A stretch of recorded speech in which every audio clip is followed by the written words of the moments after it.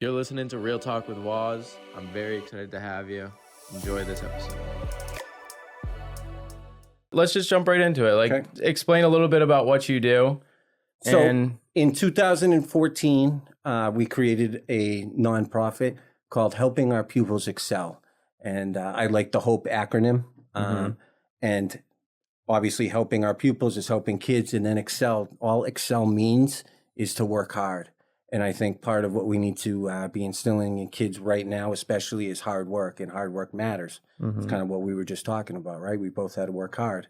And the way you get them to buy in is through respect, trust, and loyalty. And when kids are loyal to you, you can really do anything with them. Yeah. When in 2007, I started my educational career at Southside, working for the state program through the YMCA. And it didn't take long for me to realize that respect wasn't given anymore. It was earned, right? Something happened while I was in college or not paying attention, where that cultural shift of, you don't just respect adults anymore.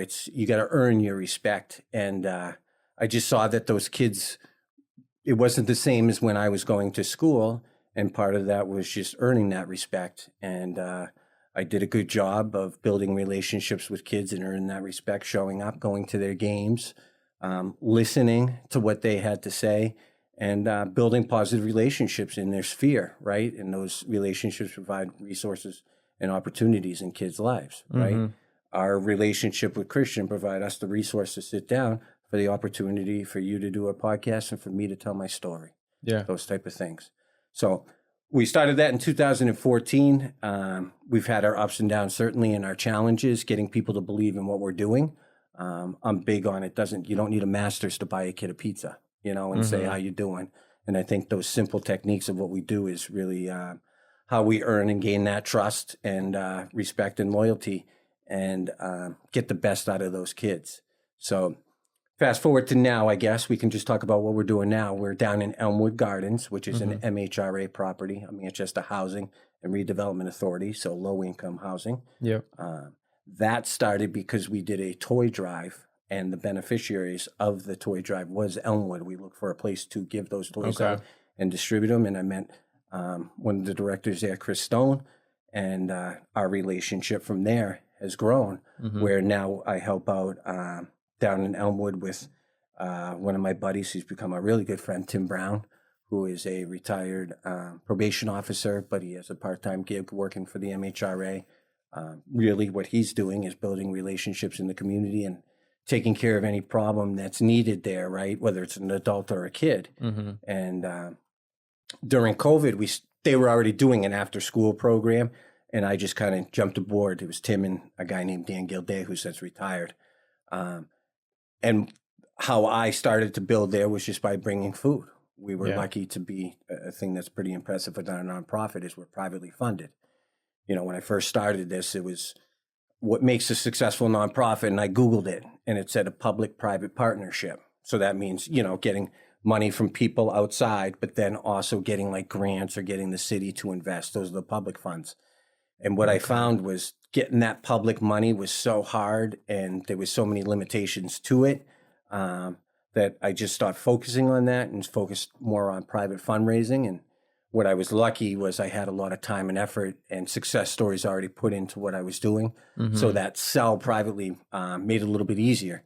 But once again, it all comes down to relationships, and most of the people who are funding our program, I have a relationship with. Yeah. And they've just been successful in their lives where they can make those donations. I gotcha. So what made it so hard for the public side of it? I think credentialism, as we were saying earlier, I graduated from Plymouth State College or university. It took me 7 years to do that, right? So most people say doctors. When you were in high school, I remember for me specifically, the teacher saying, you're not always going to be able to use your personality to get those credits, in high school, in college. And I disagreed with them. It only took me 7 years. That's all. It just took me a little longer. So ultimately, I graduated college because my professors liked me, honestly. And I probably put some work into it. But I think a lot of times they were just like, I'm going to give that guy a C, and I got that C. So I ended up graduating. And I wasn't interested in furthering my educational. I felt like I had all the tools.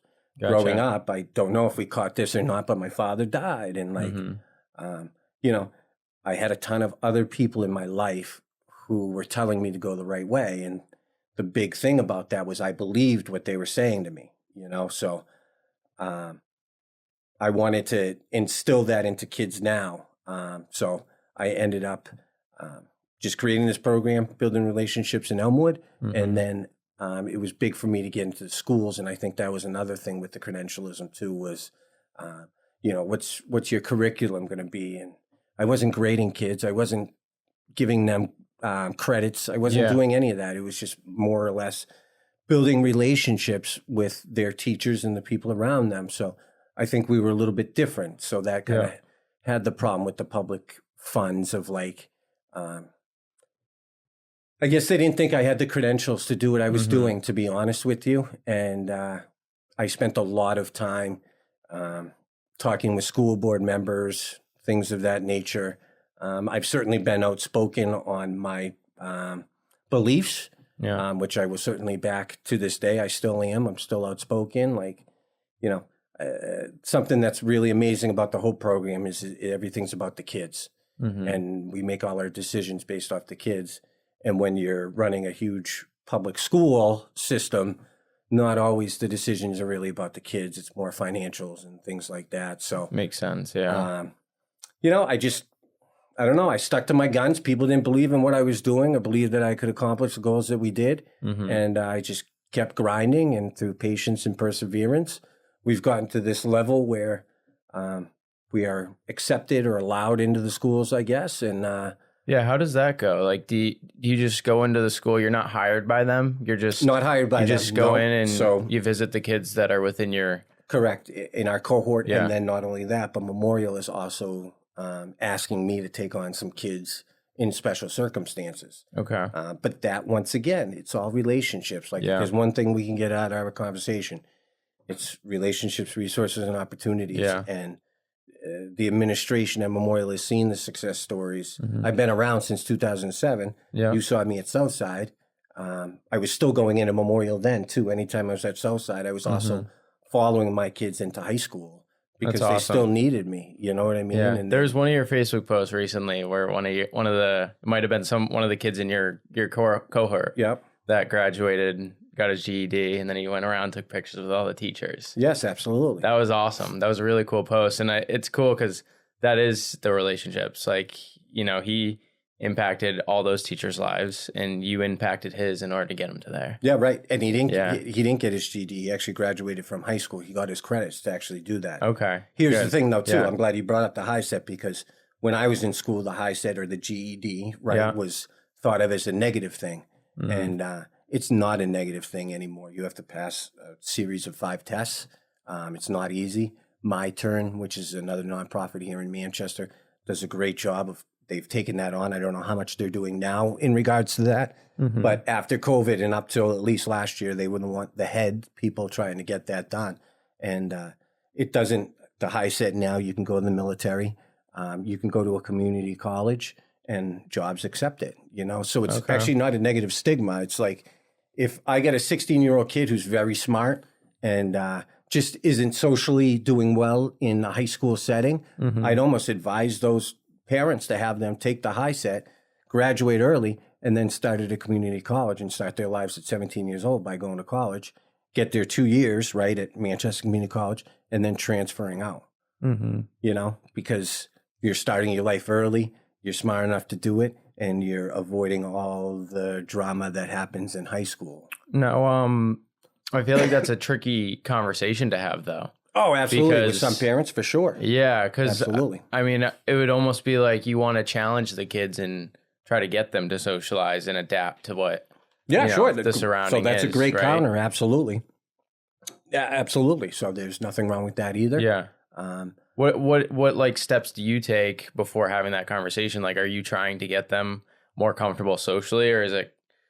So none of my kids have graduated with their high set at 16. That was just an example of I gotcha. Someone who's cognitively there, who can probably pass that test pretty easily and move along with their life. But you make a great counter of like, that's also avoiding something of learning those social skills, which you could easily argue is more important than any grade you can get in school, right? Yeah, Because, I mean, I always said high school was a good time to learn how to socialize because, like, we didn't really learn everything about the world, you know? Sure. There's so much that you don't learn in high school that I feel like the biggest thing you take from it is the different personalities.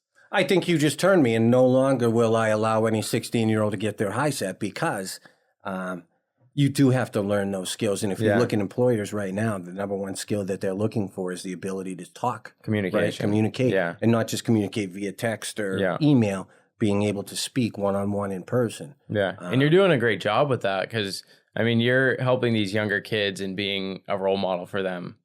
And that is going to set them up for more success when it does come to be that time. Yeah, absolutely. You know? And that's, I would say that, you know, we were talking earlier about surviving or thriving in life, and those are your two options when you become an adult and maybe even as a kid. But what I'm really teaching those kids is how to problem solve and build those relationships. So you're not doing so hot in geometry. Well, I don't know any teacher who's looking to fail kids, right? Like they want to give them every opportunity to pass.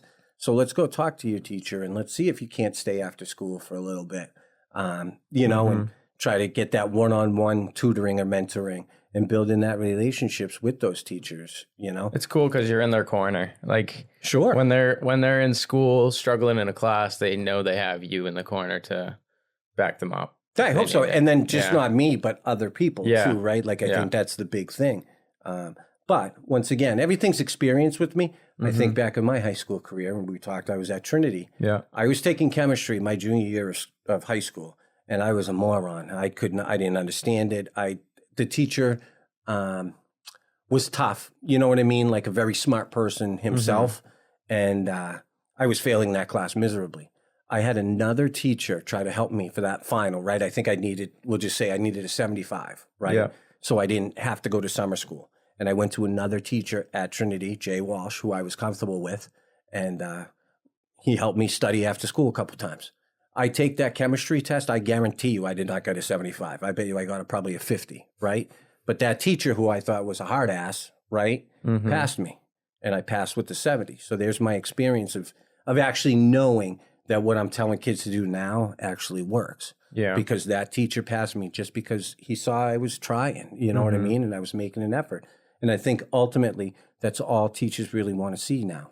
And it's a different world. Effort. It's the effort. It's a different world that kids are growing up in. And that's another thing is like understanding where kids are coming from. And I think it's hard for people my age and beyond because we didn't have those challenges that kids face now. And I feel like recently it's made a huge change with the way the kids are, especially after COVID too. Sure. So I would say COVID's a big one. And then I would say the invention of the smartphone, which is like 2013, something like that, where I think you saw a decline in like kids' mental health. That's true. A great thing that Manchester is doing that they did this year was really put restrictions on cell phone use. So in high school, you know, and listen, I think it's up to the teacher to be honest with you, but like, you know, some do, some don't. Like, there's time and a place for everything, but you don't need to be on your phone all of the time checking to see what's going on or whatever. We're not helping kids. One of my friends who's a science teacher says it's a public health crisis. Like, it really is. It's an addiction. I'm addicted. I can be addicted at times. You know what I mean? Yeah. Like, adults can't handle these phones. So how do we expect kids to? Exactly. You know, it's a different world though. Because kids are even more pliable than adults. You know, imagine what it's doing to them now. Like the long-term repercussions of it's going to be a lot bigger than we think. And those social skills of the peer-to-peer or the peer-to-adult just isn't there because the communication skills isn't vocalized, I guess, for lack of a better term. But like, you know, they're texting or emailing or whatever. Going up and being able to speak to an adult or a kid about a problem that you have is crucial, you know. And here's another story for you that I tell these kids, right, all the time. Yeah. When I was in high school, I liked a girl, right? And I don't think she liked me back. I was in the friend zone. I think the girls saw me and they thought I was like cute, like brother cute. You know what I mean? Yeah. My buddy was going out with her, right? And I was talking a little shit, you know, and it got to the point where he confronted me on it, right? And that said, no texting, no email, none of that, or phone even back then. He took me, and I thought I was about to go get my ass kicked. And he sat with me and we talked about things of like, hey, we're buddies. Like, if you have something wrong, tell me. Yeah. He's the president of my board the whole time. He's been the president of the H.O.P.E NH the whole time we've had it. Wow. So he's my lifelong friend. Like, you don't forget that. And that's a great like lesson to tell kids nowadays, because I'm sure, right? I can only imagine, but I'm sure that that's happening all the time. Yeah. Right. People aren't confronting shooting people a text like that anymore. or even like the buddy being a little suspect and shooting a text to somebody, that person or whatever. Like, it's just so much easier to do that. Like, I couldn't talk to anybody after 8:00. You know what I mean? Because I would have to call their house and their parents would answer and be like, why are you calling at this late? Those type of things. But kids now at 11, 12, 1, 2 in the morning are still communicating with each other. Yeah. Yeah, those middle school days were fun for me because it was just like around that 2013 era. It was before then, but like we would actually go around riding bikes and, doing stuff during the day, and our parents really wouldn't know where we were. Yeah, right. Absolutely. Yeah. And it was kind of interesting to see how it shifted just from going from middle school to high school, because I was 2014 into high school, so it was right after that. So it really started. It's interesting. Did you have a smartphone? Is that what they call smartphones? Yeah. Right. My first phone was a flip phone. Yeah. Yeah. So I had a flip phone like for most of middle school. And then you got a smartphone. Then I got a smartphone in high school, basically. Right. I mean, now a big issue is AI, right? And like kids aren't even writing their papers anymore. They're plugging a couple keywords in and getting a paper written for them. Like, education is changing, and that's part of my mission right now, is to try to get the people who are making policy or the ones making the decision. I understand that it has changed, and like, education was just a privilege when I was growing up. You could either go to school and learn, or you went to the library, right? You could have learned at the library. That's true. And like read books and stuff like that. Now, if you want to learn about the Russo-Japanese War of 1906, all you got to do is Google it, and you get a stack of information. So I feel personally that like the role of a teacher should probably change a little bit, and that's probably not fair for these teachers who are coming and expecting to just teach geometry, but I feel that those relationships that these teachers are building with these kids, that hopefully the life lessons carry them through life. And I think we need to put more of a focus on those. What could they do differently to counteract like all that though? Because there is a lot of information out there, but I feel like when a teacher is teaching you take it in differently. Because when I look up something on Google, I'm like, oh, okay, now I know that, but I forgot it already. Yeah. Because like I've looked a million things up on Google. Sure, and I think that's obviously going to happen no matter what, right? Even when I was in school, like the teacher told me something and I certainly forgot it. Yeah, you forget it, But what would be a good thing for them to do? The teachers you're talking about? Yeah. I think they are addressing that of like, what's a good source, what's not a valid source, those type of things. But trying to sit in a kid's view, right, of now, and you look at society in general or just politics in general, nobody knows what's true and real anyways. Yeah, so like, that's true. It's really a mess. Like, I talk to some of my young adults, and I'd be interested in hear your opinion about like what you think about politics and politicians and who we're putting up there. And it's hard to believe. Yeah, a lot of stuff. It's almost like meeting your hero and being disappointed. You know what I mean? Like, it's because it's like they have been guiding us. Government politics have been guiding us for so long, and now it's like, it's getting more obvious. It's the age of information where you can find out all of these things about people. And the original question is, what can teachers do about that? And I think address it, I guess, and maybe that's more part of the curriculum that they're trying to explore. But then I would like, a science teacher, I guess science, experiments, methods, stuff like that. But I don't know if it's certainly applicable to them, or like math is math. Like there's no real like, skewing math. 2 plus 2 equals 4. And there's not many people who are saying, it equals 5. Believe me, guys, it's 5. So I think that would be, to try to answer your question, maybe more so of like a history class or those type of things, I guess. Or it would be cool to see a history teacher like Google search what he's teaching, and he's going to debunk whether it's true or not. Yeah, right. So there's a great idea. That'd be cool. And I bet you there's teachers in America doing that. I bet you they are, yeah. I think the biggest thing, though, is with, the amount of information we have and how we can look stuff up and it might not be true. It's like you were saying, like teaching as a whole and learning as a whole has changed. So these kids are, if they're not putting the time and effort into learning these things that we were forced to learn back in the day, I feel like they're going to have this unfulfillment because they're not going to know some of the little things that the older generations know. There's going to be a huge education gap, and they're going to be like, what am I supposed to do? Like, what is, because it goes back to like your purpose and like, because I feel like I always need to be challenged to learn more. Mm-hmm. Like if I am in this career for a long time and I'm not growing, I'm going to feel like I'm useless, you know? Did you feel that way freshman year of high school? Did I feel unfulfilled or? Well, you wanted to be challenged and you wanted more and you wanted to explore the world a little bit more? I think I didn't really think about it then.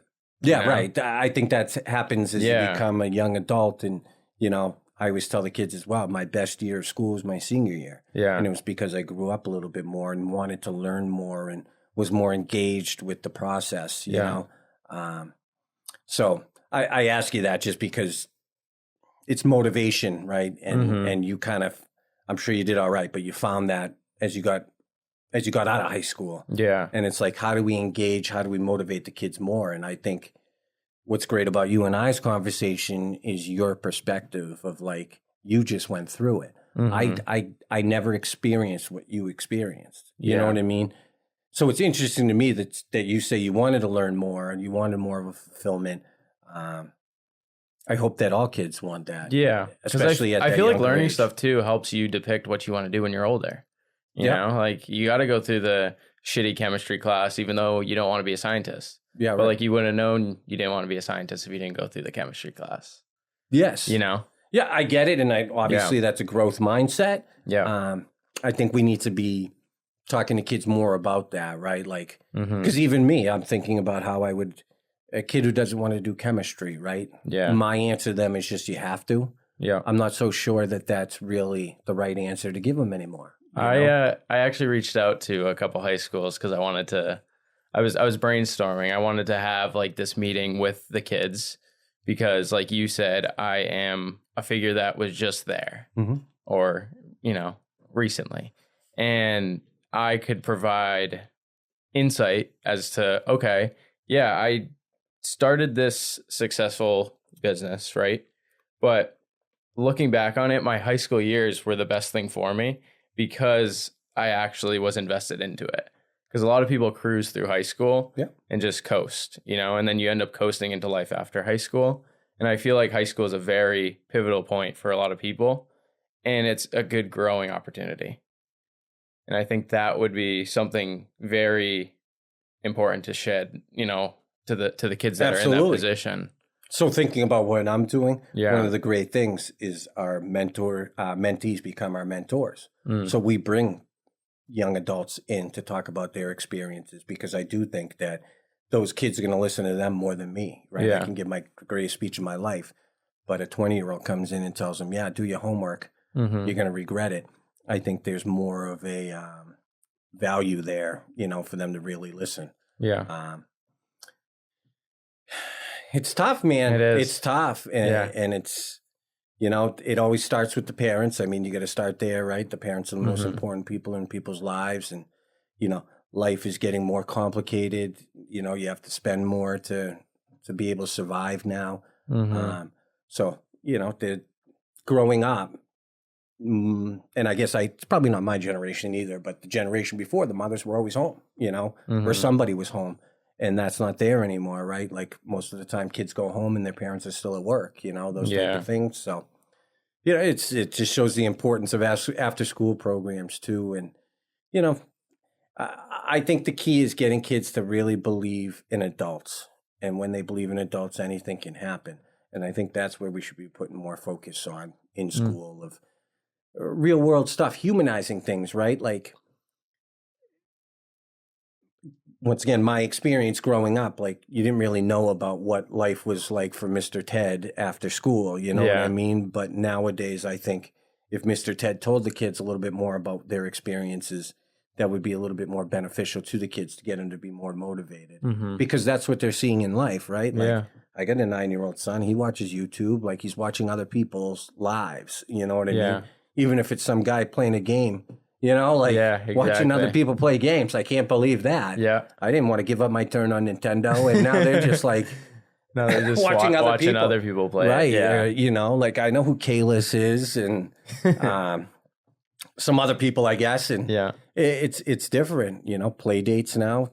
And once again, this is my experience with my child, but like it's setting up play dates. It's not just going outside and ride your bike. They don't know what it's like to go to your friend's house, knock on the door, and your friend's not there. You know what I mean? So you got to go ride your bike home, and you miss that day. Yeah. The instant gratification, I think that's something that we need to be addressing with kids nowadays. They got to have the result right away, as opposed to having to wait a little bit for it. Huh. That's interesting. Yeah, because I always tell people like there's not a lot of instant gratification in a lot of positions in life, I guess. Yeah. But yeah, kids do want instant gratification. What would be a good way to address that? Do you give them the instant gratification? Is that the best way? For me, I mean, I do. I give a lot of praise. That's for sure. That's part of my job, is a lot of praise. The key for me is just, being open and honest with these kids and trying to expand their minds. And it's through my own experiences in my life of like telling them the story of having to go to Jimmy's house and Jimmy wasn't home. So I had to ride home and, calling people and not answering. And I think it's just, we got to be a little bit more open and honest and humanize things a little bit more. And I think part of that, right, is like the teacher's role. And if we're going to talk about making real change, I think that change has to start when they're going to college to learn how to become a teacher, Yeah. It's amazing to me. It's the only profession that I can think of where you're preparing for it your whole life. Because right? By the time you get out of high school, you know what a good teacher is, right? Yeah. You're going to utilize the skills that they're using. So instead of maybe being in, the curriculum of a college accredited system, would be more of, the volunteering and the community service, doing those type of things, going into the schools instead of having your, your apprenticeship for 3 to 6 months in a school. Maybe it should be 2 years. Gotcha. And that way that helps the schools as well. Yeah. And dude, you guys' perspective is so important that I don't think is being heard as much because it's all experience. You just don't have the experience yet of making good or bad decisions, you know what I mean? And learning from them.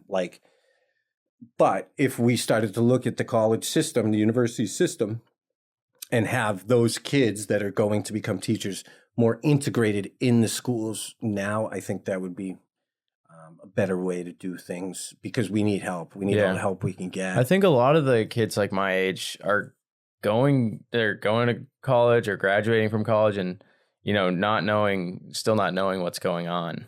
Right. And they're like, most people aren't doing what they went to school for. Yeah. I went to school to be an engineer. Yeah. I'm not doing that. Yeah. Myself included too. Yeah. And by the way, I wanted to be a detective when I was a kid. And really? I would have been. Yeah. I couldn't handle if I was by myself trying to get the bad guy. Yeah. I'd be scared shitless, right? Yeah. I'd be running the other way. Yeah. So I probably wouldn't have been a good detective. Yeah. But I think that happens a lot though too. And I think that has been happening for a long time. They're taking a look at the colleges now and right, like, I don't think we're pushing everybody towards college as much as we used to. Yeah, I agree. And like for me specifically in the nonprofit sector, right? Like reading and doing my own research, a lot of these people who are deemed successful with kids, their success is based on how many kids go to college, right? So I'm running a program, 100% of my kids go to college, right? But then that's where it stops. Everybody just thinks I'm successful. Right. Yeah. But the real truth is I'm actually setting up kids to not be successful because they probably shouldn't be in college, but I'm just trying to reach those numbers.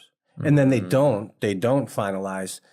I would have no problem with that if they said, 100% of my kids went to college and 100% of my kids graduated college. But they don't talk about that. You know what I mean? I think there's something to be said there. Yeah, of course. It's very real and honest to be like, you're not pumping up your stats. You're being honest with the kids and guiding them to where they need to go, not forcing them to where they half the Right. So our Yeah, end that's- goal is yeah. to become a productive member of society. Yeah. Right. Yeah. So that my kids wherever they end up. have the choice to go to the military, which is great. Mhm. Any college or Empire Beauty School, we get a kid going to Empire Beauty Mhm. School, right? Awesome. But then we forget about, like, if a person's working at Dunkin' Donuts right now and they're happy, I have no problem with that if my kids are doing that, Yeah. right? And that's not to say that 6 years down the road, they might want something else for themselves. Or 6 years down the road, they're the ones running that Dunkin' Donuts, or they Yeah. become the owner of the Dunkin' Donuts. You know what I mean? Yep. So, like, I think the way that we're judging things has to change, or evaluating those Mhm. type of things. You know, look at any, like, book that's been written by somebody who's been successful, like Yeah. getting kids to improve their test scores. Yeah. And it's all determined off if they go to college or not. And then, but if you go that step further to do that research, it's like 40% of those kids are actually going to graduating college. Yeah. So you're putting 60% of the kids you're supposed to love in debt. Wow. That's what you're doing. Yeah. So it's making those changes. I think you went, you know, when you talked to me about like, why wasn't the public funding there, right? Mhm. And I also got to be clear that sometimes there was public funding, right? It's Yeah. not anymore, but there was times where there was. But it wasn't based off those end goals. The end goal is to be happy. You know Mhm. what I mean? And if you're happy going to work at Dunkin' Donuts and living in an apartment or living with some people and you're happy, there's nothing wrong with that. Absolutely nothing wrong, right? Or they're throwing it out there like, right, we talk about the trades like becoming an electrician or becoming a plumber or things like that, where you can walk in and make $30 an hour as a 19-year-old, right? Just to Mhm. start with their apprenticeship. Yeah. But they're not running toward that either still. You know what I mean? Yeah. Like it just, people keep talking about that. I go to Job Corps at times to give kids tours and stuff like that. Okay. Yeah. And, you know, the electrician there said the average age of an electrician is like 55 years old. You know what I mean? That tells Yeah. me that people, but we're not motivating them. We need to be motivating these kids. And it's a different way of growing up, and we got to engage them. And The tough part of that is I feel like back in the day, a lot of kids had their dads who were very hands-on. They Sure. would teach their kids how to like fix a car, how to do all this stuff. Dads don't really do that as much Yeah. anymore, you know? I'd agree with that. So a lot of the kids aren't getting their interest peaked. Yeah. You know, like my whole thing for wanting to be an engineer was it started with Legos. Mm-hmm. You know, like little stuff like that is what piques a kid's interest, like long term. And kids don't sit down and play with Legos. So I tried to your get my brother to perspective- play with Legos, and he made me build the whole thing. And he said, "This is boring." No kidding. Yeah.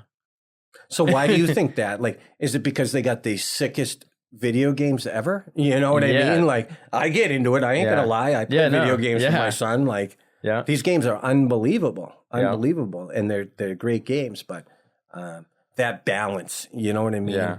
Is sports. Look at sports now, right? Like, if your kid's good at sports, or you have the financial means, your kid's going to be on some AAU team, Yeah. and you're going to be traveling every weekend to some city in America or somewhere else. Like, it's crazy. The best ones are traveling all the time, or all summer. Yeah. They're I know. spending their time playing basketball. And like, I'm not saying those kids aren't happy either. Who knows? Like, Yeah. they could be happy, but like, the unstructured free time just isn't there with kids anymore, if Yeah. you ask me. I think sports are a great way to structure that time. Yes. I think almost every kid should at least play one sport, you know? For how long? You know, until they, I don't know, realize that it's not for them, or, you know? Because I feel like when you're younger, like my parents forced me to play baseball and I hated it. Right, I hear you. Yeah. It lasted a week, you know? And then 2-3 years later, I played football and that was my sport, Yeah. you know? I think they're getting opportunities to experience all that for the most part. I don't know how to answer that. Like, I think too, part of it with the parents is like, oh, my kid's going to go D2 and get that scholarship. Like, I'm investing my time and effort into their AAU team. Yeah. And then they eventually will get a scholarship D2. And that's like where the payoff will be. Yeah. I don't know. I coached basketball at Trinity. I was the varsity coach yeah. for 2 years. And like, I'll just say like 2011 to 13 or 14. And then I had my son, so I couldn't do it. But, and one of my mentors in my life is a guy named Pat Smith. He was the head coach at Trinity. He left me with an unbelievable program, and I'm good at motivating kids, but he was very smart and he was good at that too. But the X's and O's, like I was set up to like be a good coach, and I thought I was a decent one. But the reason why I wasn't willing to fight through that of having a kid and like making those sacrifices to continue coaching was because the end result for me wasn't there. Like it wasn't worth it. Like I'm embarrassed to say, but like I don't even really miss coaching because it's not the same anymore. You know, like and listen, I'm not saying you're everything doing a I different say form is of right. coaching. Sure. But like, I feel like the coaches now, it's about like making money. They're not doing it because they want to give back because they had coaches who made a positive impact in their lives. It's more for their job or for them to make money off of it. You know what I mean? I think there's some bad apples. I think Sure, of course, there's still good ones for sure. I agree. And I certainly don't think that. But like, I just think that things have changed. Where it's not just to benefit the kid, it might be to benefit yourself financially, or I don't know. There's CYO's not around. I don't know if you remember CYO, but it was basketball, right? CYO basketball is right. Like, all me and my friends played that when we were growing up. CYO's kind of dying. Hopefully they can. That might be because of the religion's dying too, and Catholicism, and because of all the stuff that happened there.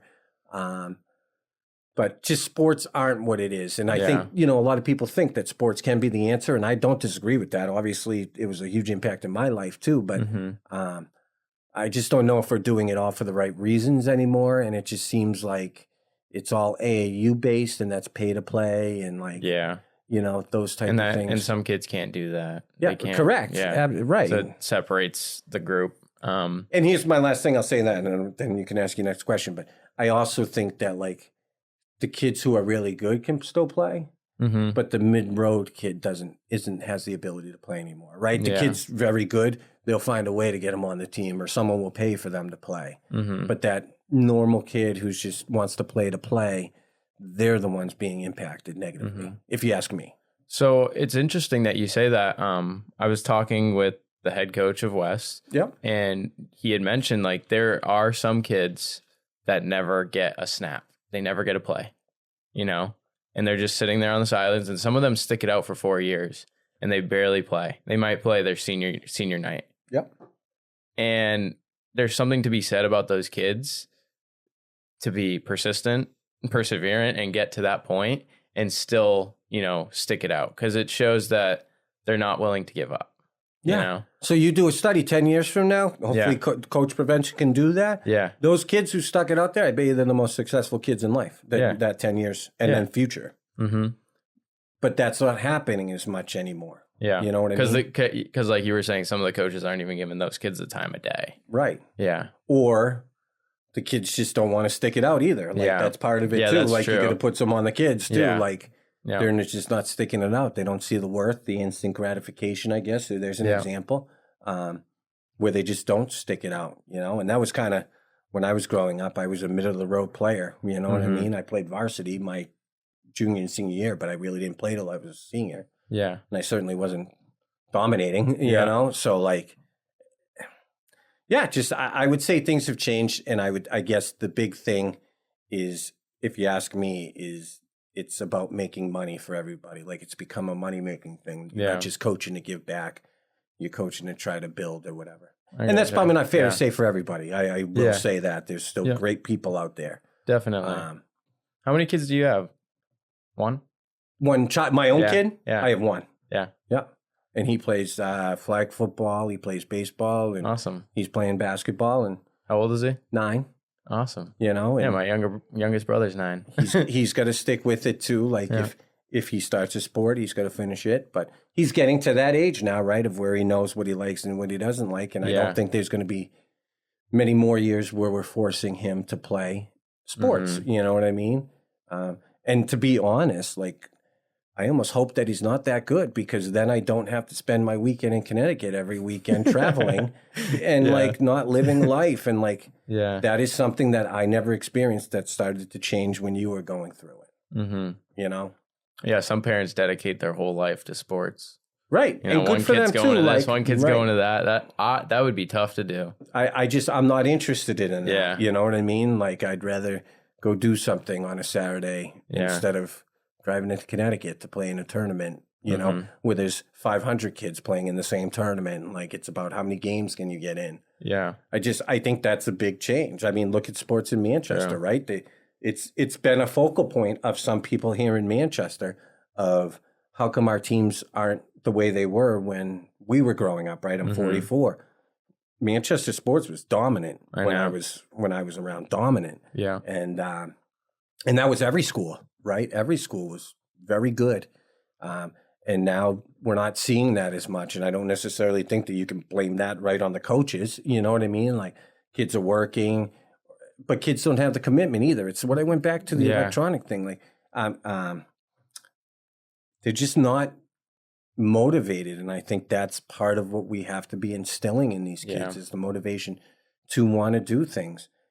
I rode my bike wherever I had to go, you know, and they're not willing to do that, including jobs nowadays. Like I walk to work. Some kids do, don't get me wrong, but not enough. Not enough. Are you finding any, ways to go about that with the kids that you're helping? Like, how are you instilling that into them, to be more motivated and not focus on the instant dopamine hit of scrolling on your phone? Yeah, I think that's an extremely hard thing to take care of. And I think it starts with the person, the individual who wants to or not. All you can do is give them opportunities, right? Relationships, resources, and opportunities. So I'm providing these kids as many opportunities as possible to not just be on their phone, and we do a lot of things that are basic, really. Like, for example, today I'm going to leave here, go to Bakersville, have lunch with the kids, and go outside and play recess with them. That's what I do there. And then I'm going to go pick up a kid from Memorial so we can go get his license. You know what I mean? Awesome. Like, those are big things. Like, so providing more ways to get kids cars, you know what I mean? Or their license to start. Maybe they can borrow their parents' car. Those things. But does your funding go to stuff like that too? Oh, God, yeah. Yeah. Like you go and pay for a kid's license at the DMV. So driver's ed now costs $900. $900. Really? Bucks. Oh, yeah. Yep.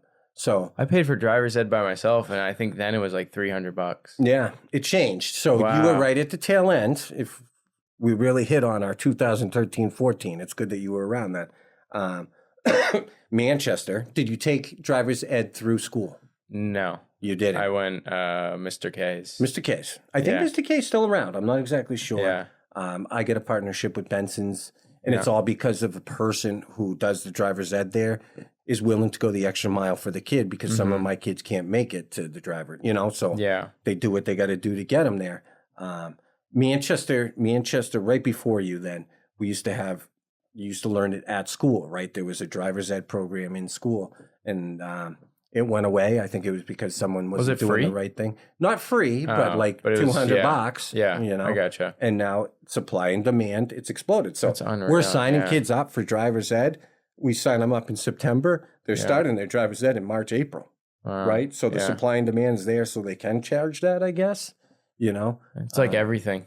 But so I guess going back to your question of like, how do you motivate kids? There's a good motivating piece. But here's the thing, like, we don't hold it over their head either. Like, I'm just giving to them because I want to give to them, because when I was younger, people gave to me and they didn't expect anything in return. I guess to be a good person, right? And work hard. But there's different ways you can define that. Like, I'm never going to be like, oh, you got straight Fs, I'm not going to pay for your driver's ed. You know what I mean? Because I don't believe in that, I guess. My values and my morals, it's not about that. Like, it's I can't think of the right word. It's unrestrictive, I guess, or something like that. Like, you don't owe me anything. I'm just doing it to give you a chance. And I think ultimately those kids see that, and I think that's why we've been so successful. Yeah, not one kid in jail. If you look at our kids' indicators, right, like single family household, low income, bad grades, all those things are indicators of going to jail, being incarcerated.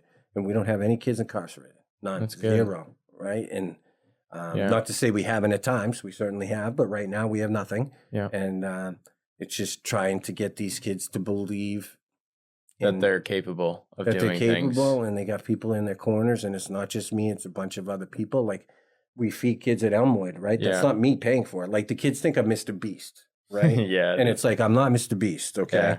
And it's people care about you that you don't even know. So there's a huge message for us. And that's what you're telling them. That's what I'm telling them right before they're about to eat their Domino's pizza. That's good. Yeah. And Goldenrod restaurant's been huge for us. The back room's been huge for us. Mm-hmm. Domino's on Beach Street has been unreal to us. That guy grew up in Elmwood. The guy running it, Todd, Oh, wow. grew up in Elmwood. You know, That's and cool. just those stories. It's all about motivating kids and trying to slow it down for them. I think slowing things down is a good thing because everything's coming at them so fast. When you were a child, like, who were some of your mentors? Like, what was your childhood like? Did you have people like you? It was unbelievable. Yes, and I believed in every single one of them. Yeah. But I was lucky enough that my family, the O'Neills, my last name's Courchesne. That's my father's name, but my mother is an O'Neill. And my uncle Pat O'Neill was a huge influence, not just on me, but on everybody in Manchester, especially athletics. You know, like, he was so respected. I'd be at a party talking smack, and I probably should have got my butt kicked waiting in line for the keg. And they'd find out that my uncle's Pat O'Neill, I'd be in the front of the line. You know what I mean? Like, people loved him. Yeah. This guy, Dan Duval, he's since passed, but an amazing, amazing guy who I just believed in. Greg Fernando, the Fernandos. I had so many of them. Phil Sapienza, people, Pat Smith, like, teachers in my life. They went that extra mile, you know what I mean? And that's like an example that I use. My Uncle Pat, right, who was my basketball coach in high school, had a minivan. We had 18 kids in that minivan, you know what I mean? Like, driving to wherever the heck we had to go, picking people up. Nowadays, people are so worried about getting sued and stuff like that people aren't making those sacrifices anymore to do that, you know what I mean? And that's where we stand out, the whole program. We're willing to put kids in our car, and we get a liability policy, obviously. Yeah. I've never used it. You know what I mean? Like, Yeah. And I'm not saying that tomorrow it couldn't change and I'm using it tomorrow because of an accident or an allegation or whatever, but it's never happened. And I'm not going to live my life in fear, you know what I mean, of what the negative thing could happen. I'd rather focus on the positive thing that can happen, like getting a kid to work. And that's where the best conversations are too, by the way, including myself when I was a kid talking, you know, when I was in a car with somebody. Respect, trust, loyalty, man. That's the way. That's the answer. It's not teaching kids a new way of math, lattice math or whatever, or more training for a teacher. A teacher knows what's going on. Like, we got to be spending our money on motivating kids and engaging them and showing them we care. And once a kid knows that we care, they're willing to do anything. I had so many mentors. I feel bad that I'm forgetting people right now, but it was nonstop. I mean, those were my major ones. It's easy to think of. But there was just so many people who took an interest in me. And Miss Wu, my history teacher, I wanted to be a history teacher too. But then I looked at what it took to become a history teacher, and it wasn't, you know, it wasn't there. Like, it's not the same as when they were teaching back in the day. So I gotcha. You know, I found my niche here running a nonprofit and really being able to get my talents out the best that I can. And, definitely. And my board is made up of my friends, you know. People said that at the beginning. Public-private partnership was one of the things, and not to have a select, diverse people in your board. All my board members are men. You know what I mean? It's not like I have anything against women. Nothing. They're just as capable, obviously. It's just my friends are all guys. You know what I mean? I don't really have any girlfriends. So those are the people who are invested, you know. Two of my guys I went to high school with, one I went to college with. One was my mentor, Rich Weber at Goldenrod. Okay. And then another guy's Jeff Nine, who I met here in Manchester in my late 30s, who has become one of my friends. Like, you know what I mean? Yeah, and it's just definitely that's what makes us successful too. We got a board meeting tonight. It's not like I'm worried about my board meeting like most people who run nonprofits are. Like, it consumes probably their day and maybe a couple of days beforehand. We talk. It's really about the kids. Like, you know, I make a salary. It's pretty modest, to be honest with you, for the return of investment that I'm providing. Yeah. You know, now to keep one kid out of jail, it's $100,000 a year. You know what I mean? Like, so if anybody who ever wanted to challenge me on the amount of money I make, I would certainly go to that. But there's another question of, like, is it a business or is it a nonprofit is just another word for business. You know what I mean? Is education a business or is it just a given? You know, it's true. There's all kinds of things, man. A policy. There's so much that goes into this stuff, like, that you don't even think about, you know? Yeah. Politics is a big thing. Like, and unfortunately right now it doesn't look too appealing, I would say, to a person of your age. Like, I'd almost be like, no thanks, you know? But a lot of It the affects reason why things are nonprofits. happening is because of that, right? Yeah. Like I look back at, and I might not be completely right about this story, but that person who drank that hot cup of coffee at Dunkin' Donuts, right, and spilt it on themselves and sued Dunkin' Donuts because it didn't say hot coffee on the cup. And that judge who awarded that money to that person, right? Like it's precedent. The word is precedent. Like when something happens for the first time, now you have precedent, right? Like you can say, Yeah. well, it happened here, so it should happen here. And I think those things and those lawsuits and stuff like that, right? I was talking about my uncle driving the minivan. He probably wasn't perfect, but no parent went after him for like Yeah. a car accident or, that's all. There was never any other allegation, but you get the gist of it. You know what I Yeah, mean? a lot affects it. People are looking to take advantage, right? And when they have no relationship with you, it doesn't matter. But with respect, trust, and loyalty, you can make mistakes because nobody's perfect, and it doesn't end up ruining your life. Yeah. Where do you see the Hope program going? Well, that's a great question because we're certainly thinking about are you guys I'm at the point now where I think I've proven it, but. Yeah. So if I'm going to expand it, though, then I got to think. I either got to fundraise more privately, or then I have to go into the public spectrum and get those grants and those, those type of the federal programs or whatever, the federal dollars. Yeah, because there's other neighborhoods similar, right? Oh, absolutely, and that's part of what I talk about. Like, I don't know. One of my board members laughs at me about franchising the whole program, but like anybody can take our model and utilize it, right? Yeah. Somebody in Providence, Rhode Island can do the same thing, relationships, resources, and opportunities.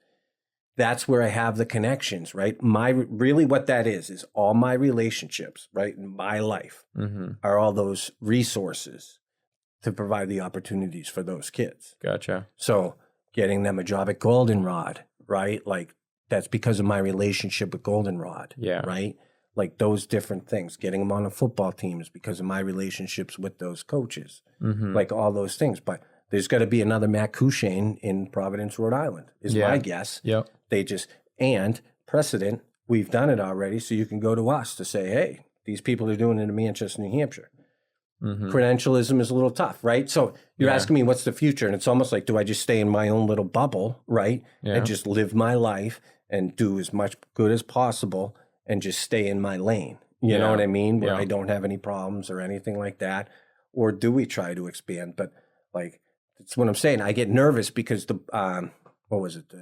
Boy Scouts of America, right? Yeah. Which is a great organization, I'm sure.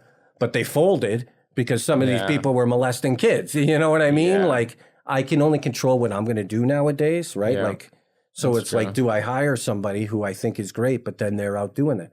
But that is counterproductive of what I'm saying about thinking negatively. You know what I mean? So there is some hypocrisy there, but it's like, what do we do next? You know, do we try to find that big donor who can put up $1 million, just say, right? And then we can have a couple different programs, you know? So I don't know really what the future rolls. All I know is I'm going to keep showing up and helping the kids that I have now and continue to roll with my journey. Gotcha. Yeah, that's awesome. What did you, so you reached out to me, right? Yeah. And then you know a kid that was part of my little core group, right? How did you know who I was before that? Like you said, you would see me walking around school and stuff. I mean, I saw you in the hallways. Yep. And but you saw everybody in the hallways. So what made me stick out of being in the hallways? you talked to the kids What more. was I doing? Talking Correct. to the kids more. Correct. Yeah. You're more interactive. Yeah. Do you remember me running pep rallies? I do, very briefly. Yeah, now that you mention it, I do. That's what I did. Yeah. Yeah. So those are the things that make an impact. I go out for a beer. It's an amazing feeling, dude. But like going out, and I have people walking up to me being like, you don't remember me, but I was having a crappy day in 7th grade and you were the one who took, and I'm sure there's other people doing that too. I'm not saying I'm the only one doing that.